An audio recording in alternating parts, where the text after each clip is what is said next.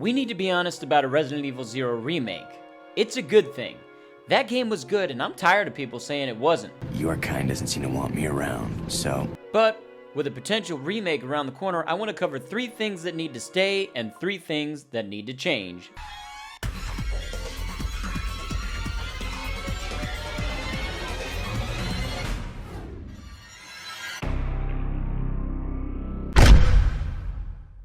To kick things off, I'm going to say something that's going to hurt a lot of people's feelings, and that's okay.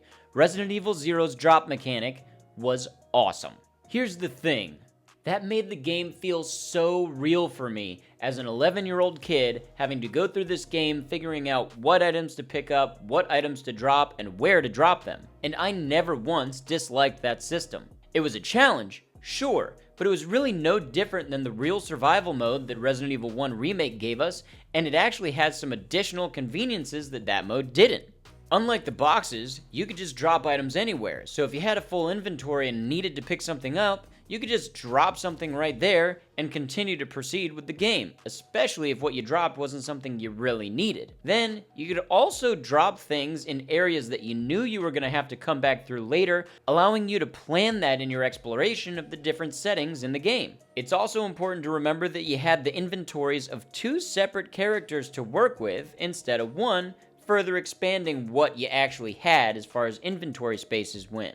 And not only that, but this enabled us to have some unique puzzles that we never got in any of the other games, such as the ice pick challenge when Rebecca and Billy are separated on the train and you have to work with the 2 inventories in tandem to be able to solve the puzzle. But when they're not separated, you basically have double the inventory slots to be able to carry around important items, ammunition, weapons, and more. The next thing that needs to stay is the characters need to be with each other throughout the game. We do not want this to be changed into an A-B type scenario like it is with Leon and Claire in Resident Evil 2. I don't really think there's a risk for this happening, but this brought such a unique and fresh twist to Resident Evil, both in combat, story development, puzzles, and everything else in the game had a whole new spin to it that we'd never seen before and never seen since. And with online gameplay being where it is now compared to where it was in 2002 when this game came out, we have the first real opportunity to do a co-op playthrough in a Resident Evil mansion-style setting with a friend. And I don't know about you guys, but that sounds fantastic. The third thing that needs to stay is the train portion of the game. I'm a little sad that I have to say this in the first place, but they took out the clock tower sequence in the Resident Evil 3 remake, and we can't be having a repeat of that, okay? The train needs to stay.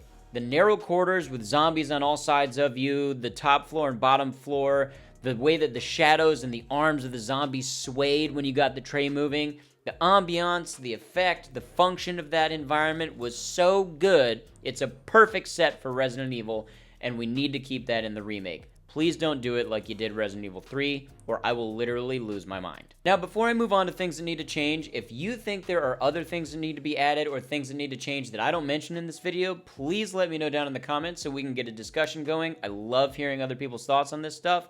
And also, don't forget to like and subscribe if you'd like to hear a version of this for the Code Veronica remake that's rumored right now, because I'll be doing that video soon as well. Moving on.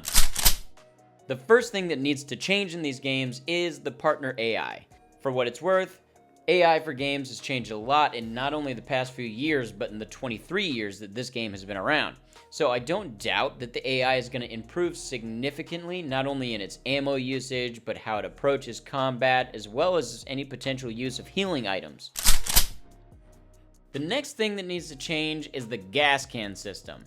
And not change as in be taken away, but change as in expanded upon. It was nice to be able to craft a unique weapon like a Molotov cocktail in that game, but if we just lean into Rebecca's education and background as a chemist, as well as the fact that she's a prodigy, we have so much room to expand on this idea and introduce unique concepts and approaches that improve the combat system in the whole game. We already have the Molotov cocktails, but if we include something like mixing a chemical fluid, which there's a lab there, so she should find plenty of that, mix that chemical fluid with a bottle and have a corrosive cocktail, similar to a hand-thrown acid round. We also have the option for something like a cryo flask, mixing a bottle with liquid nitrogen, another compound that should reasonably be found in an area where they're testing things like BOWs. This could be made into such a fun and unique way for not only improving your choices as far as what you're going to use those bottles for, but it could also be used in a way to improve the combat system itself. Corrosive rounds could have a similar effect to what acid rounds do and be effective against certain types of enemies. The cryo flask could be used as a strategic weapon where you throw it at faster enemies like the Eliminators or the Leech Men so that they're not as quick and you're able to get around them a little bit faster. There's a lot of possibility here, and I hope we see this expanded on. And last but not least, this is like not really a change that they could have done anything with when it first came out, but this game needs to be ported to VR, and I think there's a really good chance that they're going to do that.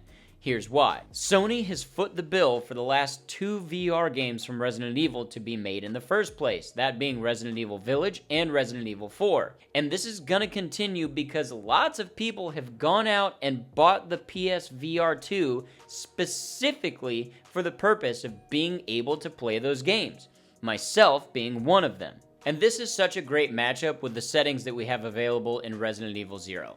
The train being a tight, claustrophobic style area where you would be there in person would just enhance the level of horror to a place that I can't even imagine it without playing the game myself.